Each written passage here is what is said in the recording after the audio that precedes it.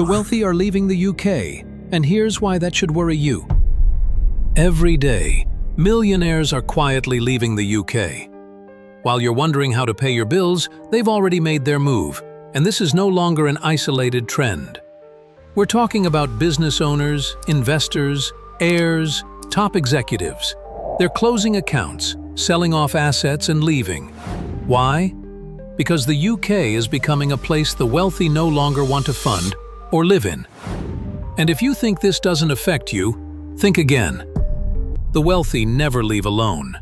They take with them jobs, investments, and confidence in the future. What they leave behind is a weakened country and a bill that someone will have to pay. But before we ask how many are leaving or who they are, we need to ask a more important question. What do they know that the rest of us are refusing to see? Because people don't walk away from a country overnight, not when they've built their lives there. If they're leaving, they have serious reasons. And maybe, just maybe, we should start paying attention. In this video, we'll explore those reasons. And what you'll discover might seriously make you think. No, it's not just about avoiding taxes anymore. What they're fleeing is something deeper. A toxic climate. Toxic for their businesses. Toxic for their families. Toxic for their future. They're running from instability. From laws that change every 6 months. From political rhetoric that paints them as villains. From rushed decisions that can wipe out years of hard work. They're leaving a country where success is viewed with suspicion, where words like landlord, shareholder, or entrepreneur sound like insults, where creators are asked to give more and get less in return. But most of all, they're fleeing fear of the future. Fear of the next crisis, triggering asset freezes, new emergency taxes, income caps, or even worse, being labeled as enemies of the people. And while society debates what's fair, they're taking action. They're securing their wealth. They're adapting. They're moving early, because in a shaky system, those who move first usually come out ahead. And let's be honest, if you were in their shoes, you'd probably do the same. But they're not leaving just anywhere. They're heading to places that offer more certainty. Dubai, Singapore, Switzerland, Portugal, and parts of the US. Not tax havens, strategic safe zones. These places offer clear rules, stable leadership, transparent taxes, and most importantly, a different mindset. There, success isn't resented, it's celebrated.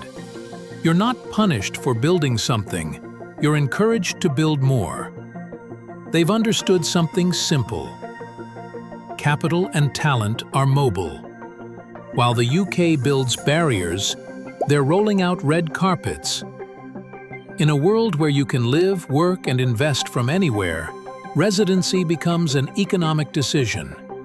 And today, more and more Brits are making that decision. Not out of ideology, but out of pragmatism. And here lies the real danger. Those who are leaving know exactly what they're doing. But those who stay don't yet realize what they're losing.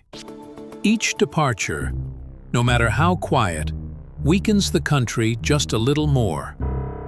They don't just take money with them. They take energy, momentum, optimism. And when the people who drive growth walk away, it's not their absence that hurts the most. It's what they leave behind.